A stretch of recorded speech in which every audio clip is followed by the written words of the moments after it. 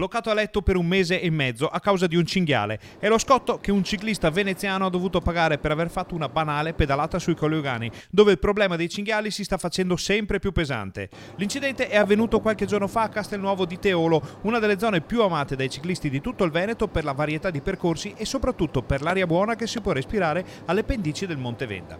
Il cicloamatore di Vigonovo, che ha 41 anni, era in compagnia di un gruppo di amici e stava scendendo verso il paese di Torreglia sulla provinciale 43, nella zona delle trattorie e degli agriturismi. Improvvisamente gli si è parato davanti un cinghiale e il ciclista non ha neanche avuto il tempo di frenare. L'impatto è stato inevitabile e violentissimo, ma non per l'animale, che ha proseguito la sua corsa verso il bosco che confina con la provinciale.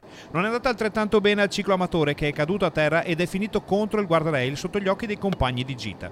Il 41enne non riusciva ad alzarsi in piedi ed è stato soccorso dagli amici, che hanno chiamato il 118. È stato portato d'urgenza al Policlinico di Abano, dove gli sono state riscontrate fratture multiple e altre botte giudicate guaribili in 45 giorni. È stato anche sottoposto a un intervento chirurgico di riduzione della frattura scomposta al malleolo, con l'inserimento di una placca e delle viti, mentre per le altre lesioni si è deciso il trattamento conservativo. Ora il malcapitato annuncia battaglia, ma la trafila per i risarcimenti di questi infortuni è molto lunga e complessa. Quella dei cinghiali sui Colli Euganei è infatti una situazione che da tempo sta colpendo in modo drammatico l'agricoltura, ma a questo punto sono in molti a pensare che si tratti anche di un problema di incolumità di ciclisti e amanti delle passeggiate.